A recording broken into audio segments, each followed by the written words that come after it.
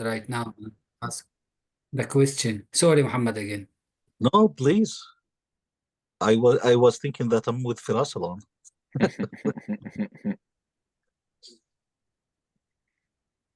Anybody has a question? Sister Asma, Brother Jalal, Steve, Naeem.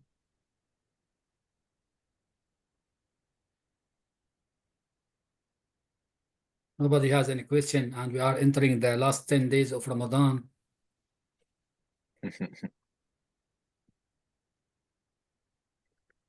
I think, Dr. Sir, you can summarize the Friday khutbah was.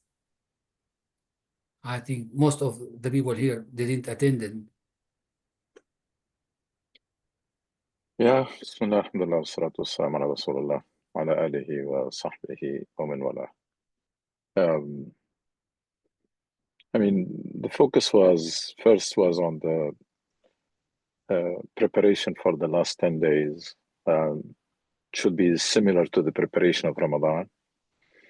And we should really remember that these are the best days and nights of the year. And inside them, there is one night that is better than life. So whatever energy you have, whatever time you can afford, whatever days off you can take, it's a great opportunity for very intensive spiritual development and upgrade of the Iman. And so make sure you really take full advantage of it. This is an opportunity that happens once a year, and only Allah knows what's going to happen next.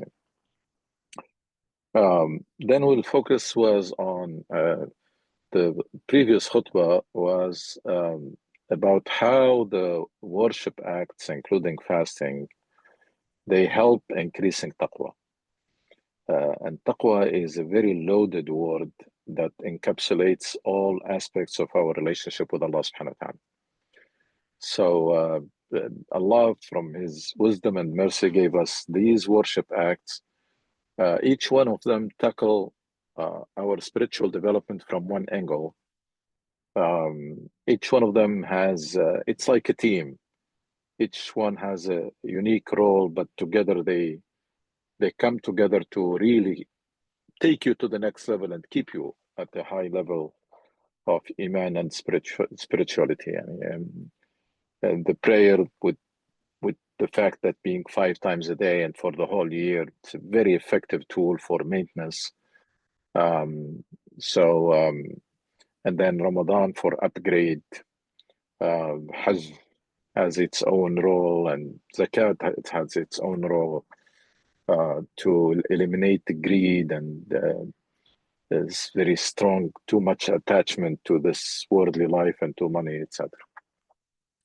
Now, this last khutbah was basically after talking about what is taqwa, how the ibadat increase taqwa, because Allah subhanahu wa ta'ala says that the purpose of these worship acts is to increase taqwa. It was mentioned explicitly about Ramadan. It was mentioned in a verse about all the worship. يا أيها الذين آمنوا يا أيها الناس اعبدوا ربكم الذي خلقكم والذين من قبلكم لعلكم تتقون. So worship to increase your mindfulness of Allah, your conscience, etc. And then we talked this time about why this taqwa is so important. I mean, why it is critical, and why it is critical not only for in the hereafter but also in this life. Because for a long time we were told that deen and taqwa and etc. is for the hereafter. So they're going to help you succeeding in the hereafter. But that's not true. I mean, it's not only. If you study the Quran carefully, you will find that so many things are promised for muttaqin in this life. It's not really optional. It's a golden opportunity for you that increasing your taqwa, your God consciousness will help you succeeding in this life. And if you don't do that, then you are on your own. And you still can succeed, but at a much heavier price and unnecessary. At least I'm talking about in this worldly life. So you go in, everybody can do this. You can go to the Quran and search the words that are related to taqwa, muttaqin, الذين يتقون, اتقوا, فمن يتقي, etc. So the words of taqwa and its derivatives, and you will be surprised about the things that are promised to muttaqin. I mentioned a few of them. Said Allah ma'al muttaqin. So what do you want more in? Allah with you. So the more taqwa you have, the more support and the more Allah will be on your side. And if you have Allah on your side, just imagine. I mean, imagine you are in a place or a country where there is a king and has absolute power, and this king will be pleased with you or happy with you or will be with you, give you his support. Yeah. How everything is gonna be easy for you. Then Allah yuhibbul muttaqin. It's amazing. So, I mean, it's not only with you, but He loves those who are, those who increase their taqwa and the presence of Allah in their lives, etc. So that's a great prize, worth every effort and sacrifice you can make. And then there is Allah waliyul muttaqin, protector. ولي المتقين على إن أولياء الله لا خوف عليهم ولا هم يحزنون. I mean, Allah protector. So Allah with you, Allah loves you, Allah is your protector. Allah ولي المتقين. And of course, there is ومن ولو أن أهل القرى آمنوا واتقوا لفتحنا عليهم بركات من السماء والأرض. Blessings.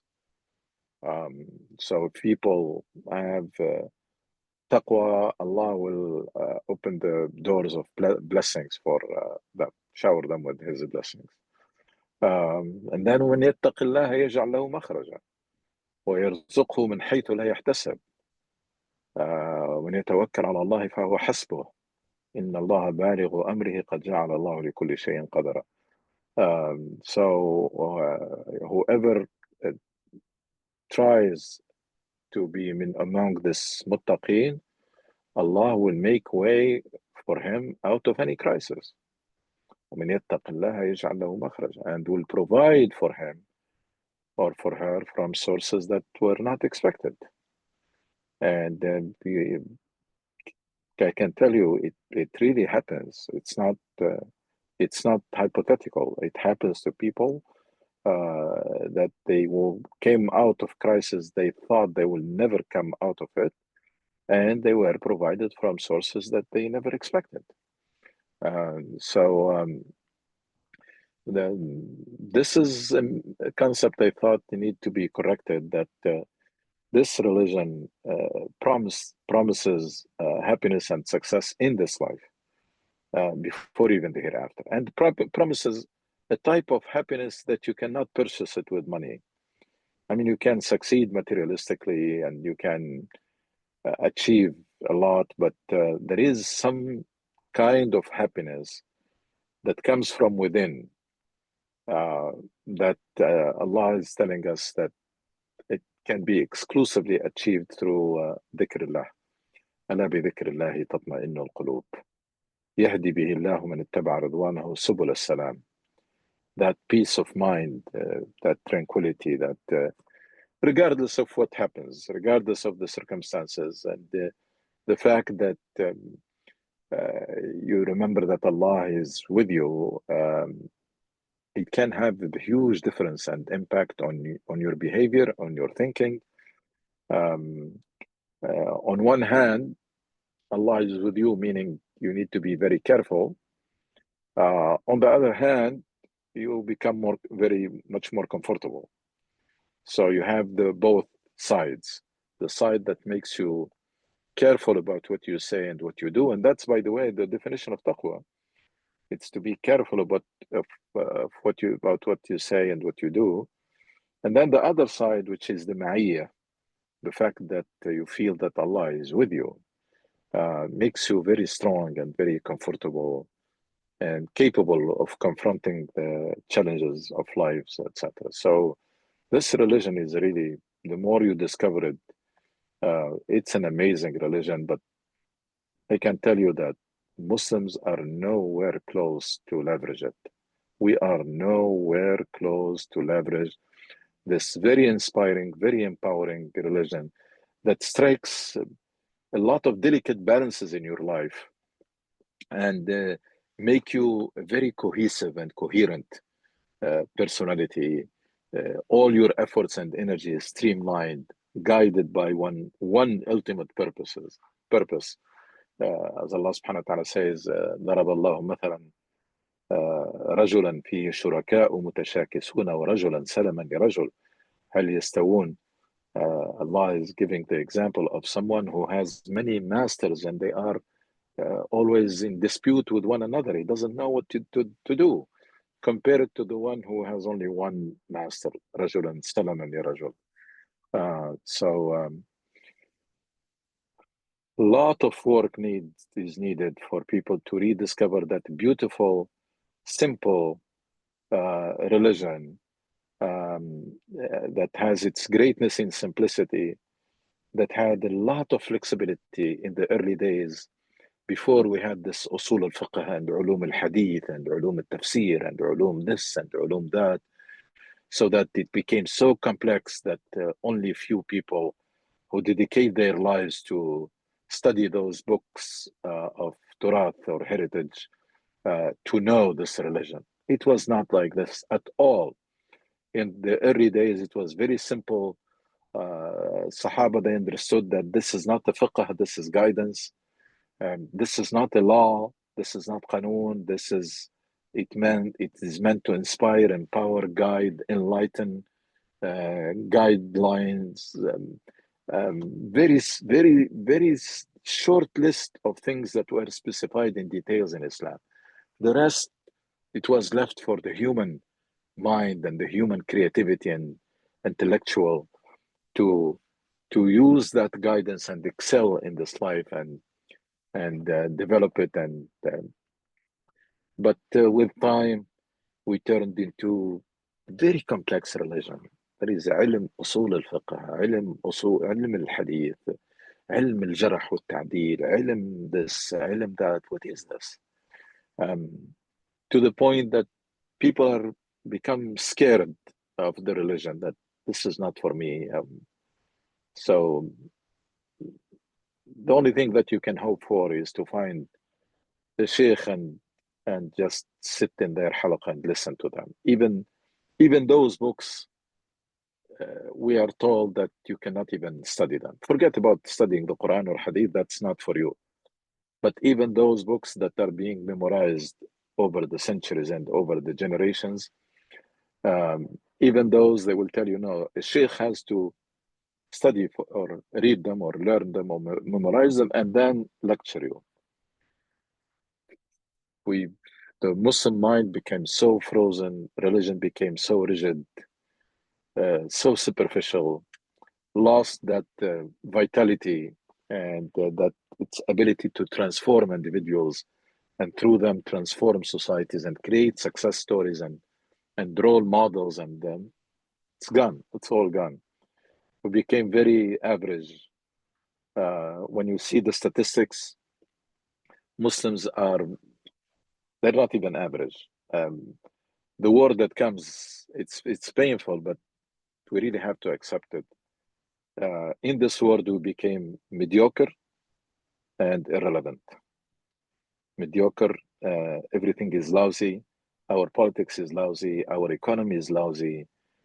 Infrastructure, everything is lousy. Education system is lousy. Mediocre. Mediocrity is dominant. And then when it comes to the world, what is our contribution? We are largely irrelevant. Largely, people do not look up to us to do anything or to contribute or fix any problem. Actually, the perception is we become a liability, we became a problem, because it is Islam in the news is most of the time is associated with problems, not with. It's very painful. It's very painful. It's like you see someone walking in the street and homeless and hungry and in terrible shape, and you know that this person has so much wealth that he's not aware of it, or does not know where it is or how to leverage it. It's a sad story. But again, I keep saying this, all of this, it's never too late. I mean, the religion is there. It has created a success story in much, much worse situations than now. We have the resources, we have the people, we have everything. I mean, all what it takes. But we need that will, the bravery and the courage first to accept the sad reality that we lost our way long time ago, and we have been through centuries of stagnation and corruption and oppression under a system that we just called it Khilafah, and because we called it Khilafah, it became good. And because there are some achievements here and there, now all our history was rosy and the religion was preserved. No, religion was frozen in time and was marginalized. The heart of the religion was marginalized, and what is left is only the rituals, appearances, and the personal fiqh. And then recently, in the recent time, they added to it politics, which even made it more complex, because the politics in Islam, or the political parties, Islamic political parties, they turned Islam into a sect. They became like Taifa. And they made Islam a controversial in the society, rather than becoming a unifying force. We have this Ikhwan, that's Salafi, that's so that's and this good Firqa Naji, and this is Bid'ah, this is whatever. So keep classifying people and dividing, tearing the societies apart. Yeah. So even the recent revival, the outcome was not good. We ended up in chronic power struggle between either the military and the Islamic political parties, or the political parties and the ruling party, the Islamic parties and the ruling parties, and we've gone nowhere. This has been going on for about 60 years now, or more, about almost a century now, and it's going nowhere. It's ensuring stagnation. So even the attempt to revive Islam, first of all, it started from the same premises, from the Salafi Islam, and tried to polish it. It was not really ijtihad or rediscovery. And second, it channeled all the energy or the focus into politics and into power struggle. So it caused more harm than good, or backfired. Okay, Dr. Suhail, sorry to interrupt you. Brother Ayman with us, he lost his newborn daughter a couple days ago. لا حول ولا قوة إلا بالله. إنا We لله can وإنا make إليه sure راجعون. dua for her and for him too, and for the family. He's with us Allah. right now, Brother Ayman. اللهم اغفر لها وارحمها وعافها واعف عنها واكرم نزلها ووسع مدخلها. اللهم ربنا يرزقكم الصبر والسلوان ان شاء الله. يعني ايش حتدعي لي طفله يعني ان شاء الله Few من days old, yeah, couple days ان old. شاء الله في الجنه ان شاء الله يعني Inshallah. ان شاء آمين الله. Suhail, آمين. نعم. you talk because you live in America. You are watching good story, successful story, and Yeah. you try to make Islam compatible with this successful story. The people in the Middle East, they think we are watching here bad story. We're living here bad stories.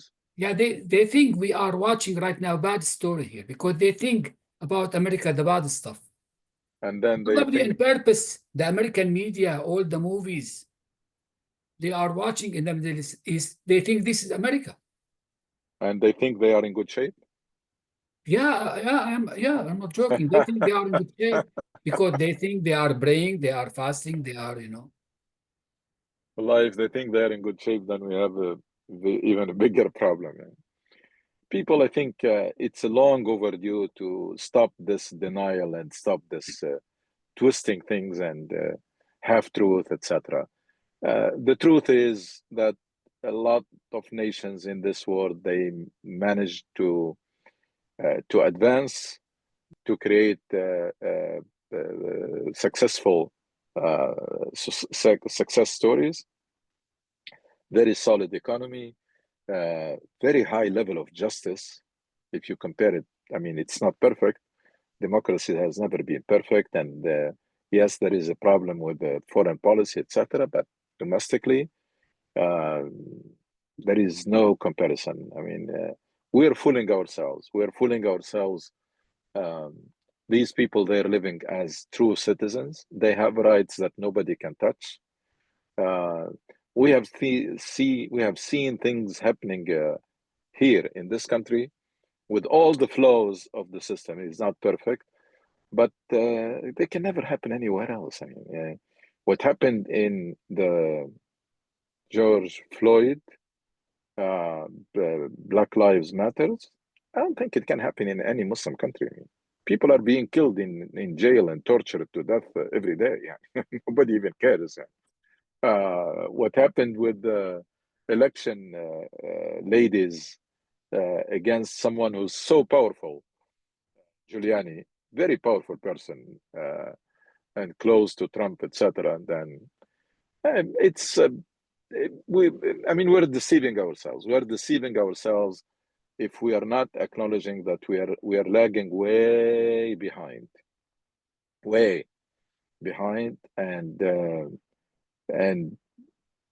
and there is no even light at the end of the tunnel. We don't see it. We're in a vicious cycle, moving in circles or running on the treadmill, but going nowhere. I mean, it's Muslim after the last 3 attempts of change that have failed.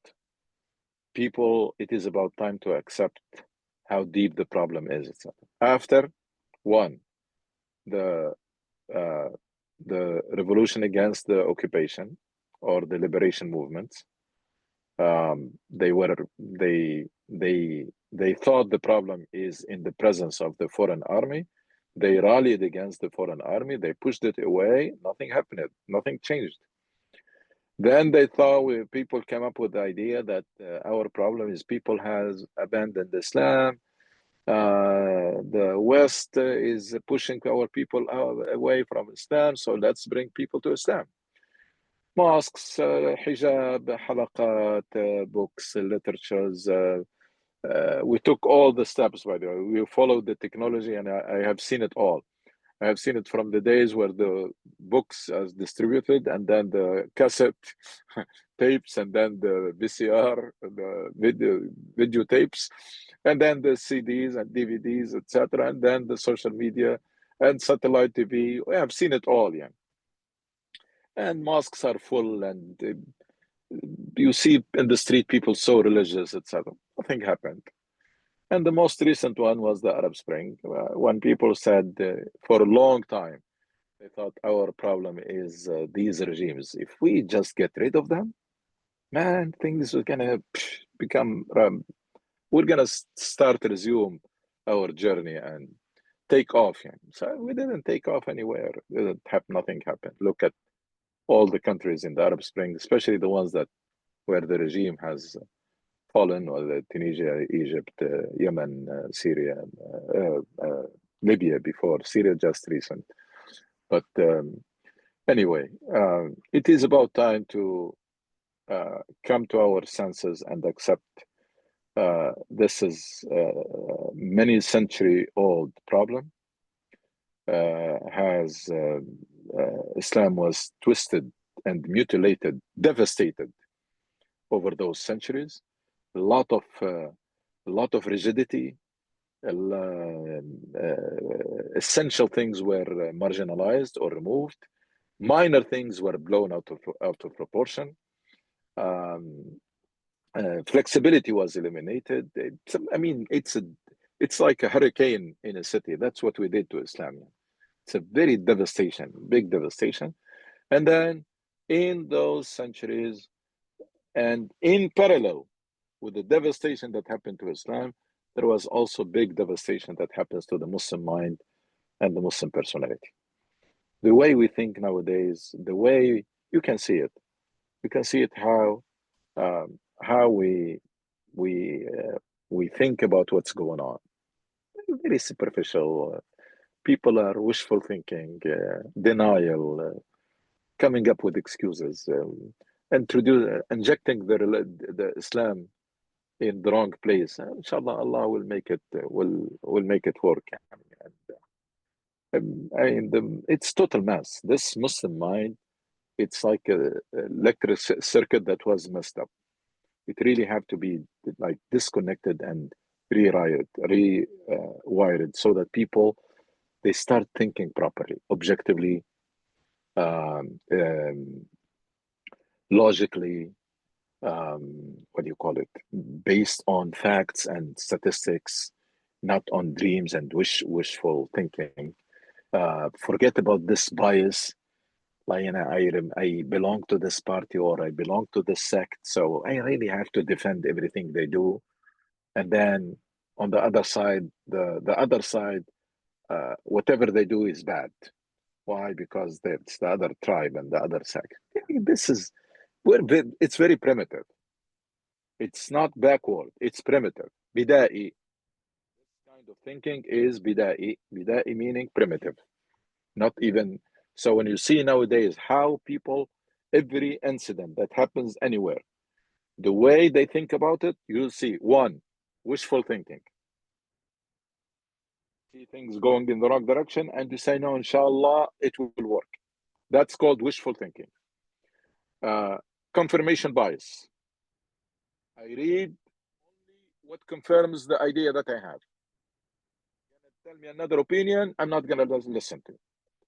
Confirmation bias. Reading, every group is circulating information among each other, talking to each other, to themselves. Confirmation bias. Wishful thinking. And then, what do you call it? Ta'assub. People who are really, they don't think, they think in terms of their belonging. I mean, you belong to where? You are in Shia or Sunni or this and that. So you think in terms of the type. You are this Islamic party. You are this region. You are, that is dominating your thinking. You cannot think as a human being, as a citizen. No, it's the smaller identities are dominating over the larger ones. And then if you add to that the denial, and then you add excuses, and you add scapegoating, just find somebody to blame to justify failure. And then probably one of the worst is that people nowadays, they are ready to call failure victory, or defeat, call it victory. Failure, call it success. I mean, it's not there. It's not happening. No, it is. It's like it or you don't like it, this is it. Has nothing to do with the Islamic approach. Quran in Uhud called it musibah, defeat, called it failure. You only have yourself to blame. Quran does not have to keep telling you this. Gives you big incident, and then few pages to teach you the approach on how to think, how to deal with what happens.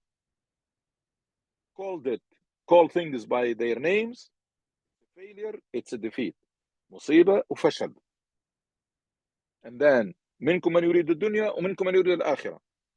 Your intentions were not pure. Some of you, they were after the word. And then قل هو من عند أنفسكم. You only have yourself to blame. You tell people this approach, say, no, you are very pessimistic. Why don't we just be optimistic and think inshallah will work? And then we keep looking for someone who said something good about us. Go Erdogan, or an American journalist, or Israeli, they say something, they say that you are victorious, or you are, oh, mashallah, look at what they say about us. Or look at the something symbolic, and then brush, out the whole reality, huge reality, and then go to a small thing or symbolic thing, and then blow it out of proportion. Some way, subhanAllah, when you take distance from these daily, and alhamdulillah, I've done this a long time ago. When you take distance from the day-to-day events that are keeping us busy with, that people spend a lot of time watching and following and talking about it in their gatherings and in social media, even though that's really camouflage. That's something that's not the real thing. That's tamwih. That's to deceive you or to distract you.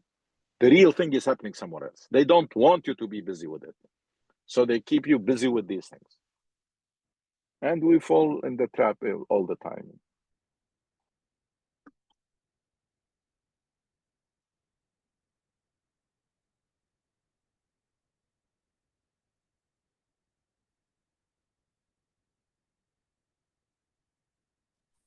Dr. Sahib, Yes. can I ask a question?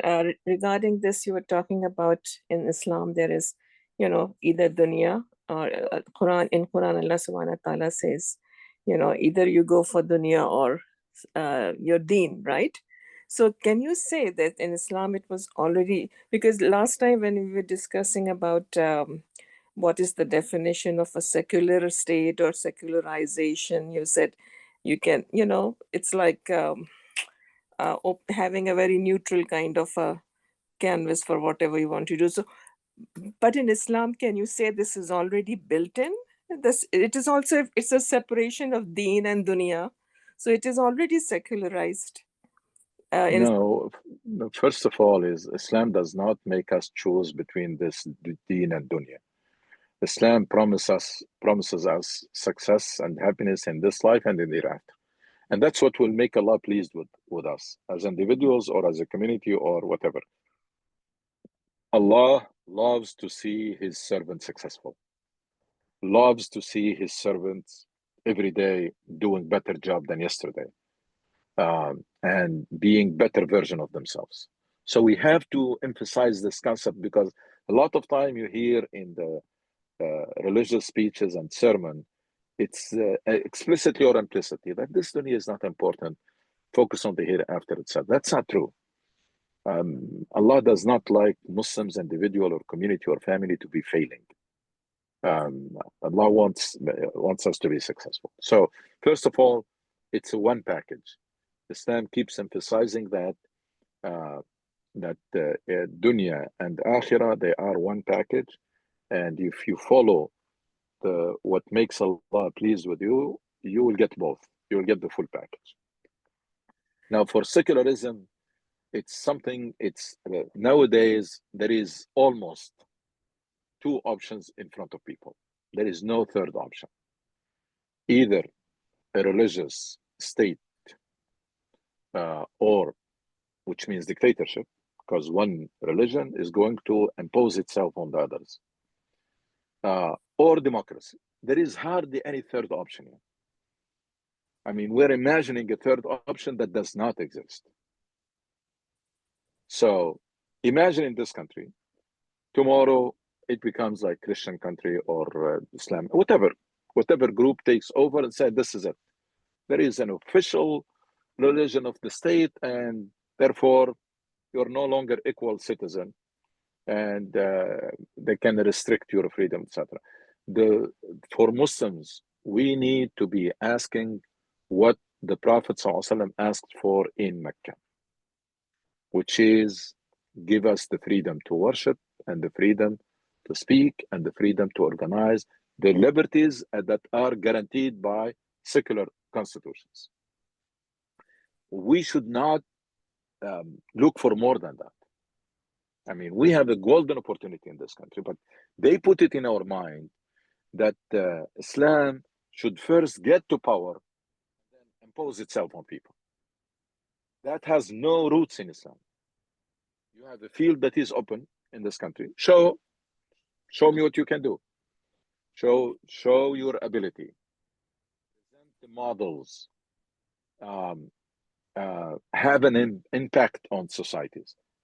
But don't be so limited to think that, no, and I don't want to do that. I don't want to face these challenges and win the public opinion, etc. I need to find a way to get to power and then impose Sharia on people. This is that's what in the minds of the majority of Muslims, unfortunately. And this came from that inherited Salafi tradition, etc. People have to understand that Islam is not does not have political system, and it does not came to impose itself on people. Islam is a reform message. Risalat Islah. You work on yourself, you work on people, you work on the policies, you work on the social norm, when you have that opportunity, take advantage of it, do it. And when you say Sharia, what do I mean? What do we mean? The main thing in Sharia is justice. For many people, if you are not cutting hands, you're not applying Sharia. That's in the minds of people. And if you do that, even if you are a corrupt government and dictators, it's okay. It's alhamdulillah. It's they're applying hudud. Even though these hudud, I believe they have to be put on the table for ijtihad. I'm not saying cancel them or easily, no. But all what I'm saying, there is a critical idea that it has to be revived, which is that this Quran was meant to be guidance for all times and all places, but also had some solutions for the people at that time. It cannot keep telling them principles while they're facing issues. Women was oppressed, was buried alive. You cannot leave this problem and don't deal with it. There was slavery. You cannot leave this problem. You're gonna have to deal with it. There are people worshiping asnam, idols. So Quran did that balance beautifully. There are principles, foundational verses, and there are answers to people's questions. There are people at that time, the Sahaba, Rasul ﷺ, and the companions were faced with questions. So Quran is revealed to answer those questions. They were faced with the problems. Quran was revealed to solve those problems. Some of those problems do not exist anymore. There are new problems that did not exist at that time. There is so many things that have changed. I mean, just one example, the role of women nowadays in terms of finances is very, very different from the role of women at that time. Very different. I mean, so when you say at that time, للذكر مثل حظ الأنثيين was a breakthrough. Man does not take the whole wealth, takes only double. It was for very progressive at that time for women, because women at that time, they were not working, they were not required to contribute anything to the finances of the houses.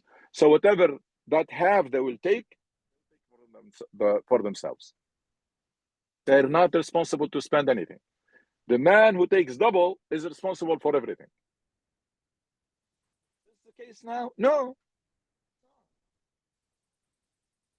So people, they have to know. And I'm against those who come and say abolish all these laws or qawaneen or fiqh. But all what I'm saying that we need to revive the ultimate purpose of Islam, and the ultimate purpose of Islam is justice, adl. ليقوم الناس بالقسط. And then we check. Umar ibn Khattab made some big ijtihad couple of years after the death of Rasul. We're not talking about America in 2025. We're talking about Arabian Peninsula, still in Medina, still the same society. Rasul Sallallahu Alaihi Wasallam died 2 or 3 years ago, or 4 years, or whatever. And Umar ibn Khattab made ijtihad in texts. There are verses, nas, text in Quran says, مؤلفة قلوبهم.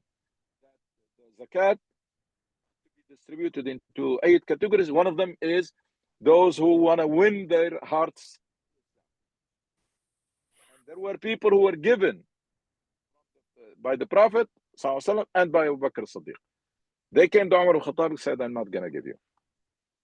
This was meant when you were a head of tribe, and we didn't want you to ally with Quraysh, and we want you to remain neutral or to gain your sympathy.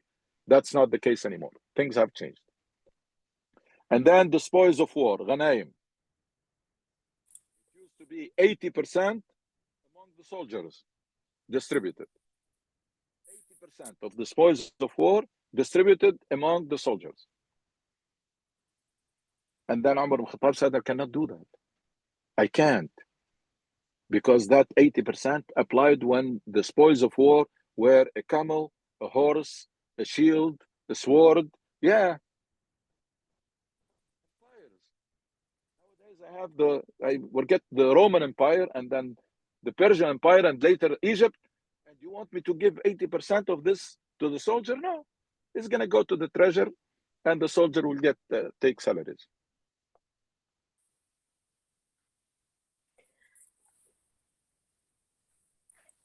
I mean, by the way, if Umar ibn Khattab did these things nowadays, he would be made kafir. It would be called kafir.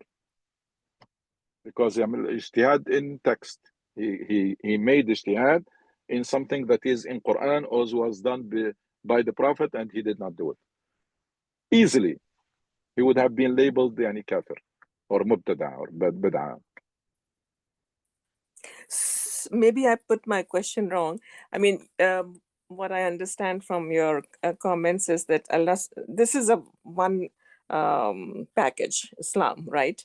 But Yeah. Allah subhanahu wa ta'ala gives you, I mean, talks about in the Quran saying those who want dunya, I mean, he's telling you that if you want a separation of church and state, you can go ahead and do it, right? Either take dunya or take deen. By the way, separation of church and state or secularism is very misunderstood among Muslims. What is meant, especially in this country, what is meant is that the state does not interfere with religion, but religious people can be involved in the public sphere. A lot of Muslims, they think they have the wrong understanding of it.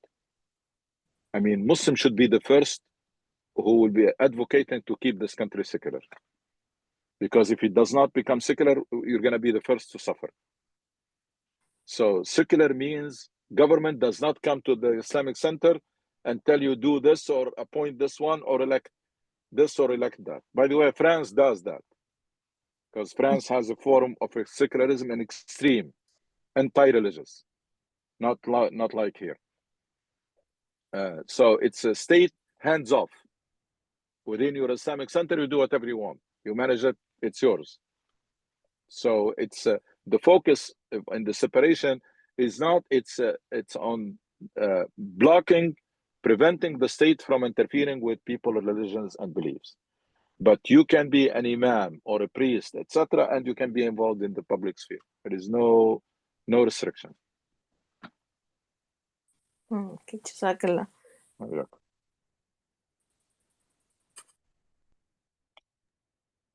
And Dr. Ghanoush, if I may jump in about taqwa and being a loaded word.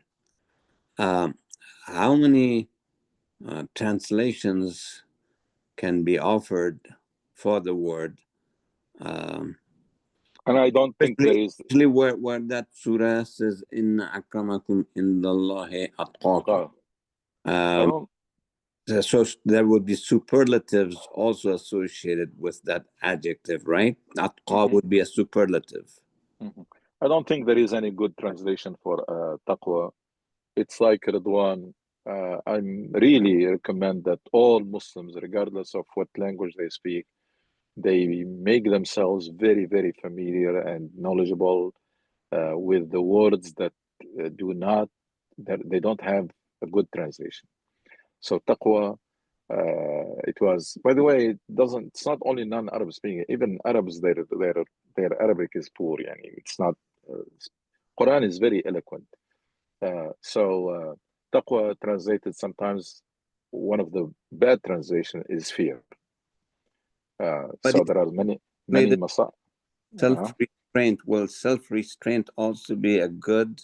Self-restraint is a good, yani closer than fear. Mindful of Allah is good, but none of them is enough. Taqwa, inside the taqwa is love of Allah, gratitude, reverence, tawakkul, dependence, all aspects of our relationship with Allah subhanahu wa ta'ala, they are in the word taqwa. And the outcome is simply one, is very strong presence of Allah in your life. I mean, by the way, everyone can measure taqwa for himself. You cannot measure for others, but you can measure it for yourself. The presence of Allah in your time, in your life. Meaning, what's the percentage of the time you are mindful of Allah and His presence? 80-20, 70-30, what's your percentage? Second, your motivation to do good. I mean, when you wake up to pray Fajr, or when you want to give a donation, or you want to volunteer, or the motivation, because Allah tells us about the hypocrite, وَإِذَا قَامُوا إِلَى الصَّلَاةِ قَامُوا كُسَالَى. They are reluctant when they stand to pray. So motivation to do good, when you see yourself very motivated and feel very happy when you do things, when you do good things, that's a very good sign. And self-restraint, your ability to restrain yourself. That's a very strong sign of Iman and Taqwa. Because when I think Umar ibn Khattab, when he was asked, or somebody, another Sahabi, was asked about Taqwa, he answered, he told the person, have you ever walked in a thorny road? Like land full of mines in today's language, thorns, shuka. So the person said, yes, I did. He told him, what did you do? Then the person answered, he said, I was very careful every step of the way. He told him that's exactly what taqwa is, to be very careful every step of the way. Very careful about what you do, very careful about what you say, always try to renew the intention, always stick to your limits, don't exceed your limits. It's a very, as I said, very loaded word, but it encapsulates all of this. But practically, it's not mystery. Practically, you can measure it. You can tell whether it is increasing or decreasing by checking these three things: presence of Allah in your life, motivation to do good, and ability to restrain yourself.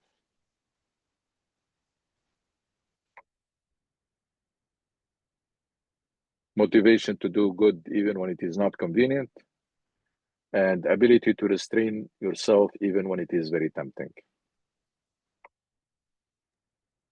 جزاك الله كل خير دكتور سعود. وعليكم السلام. إن شاء الله we see you next Sunday at noon. إن شاء الله. السلام عليكم ورحمة الله وبركاته. السلام ورحمة الله.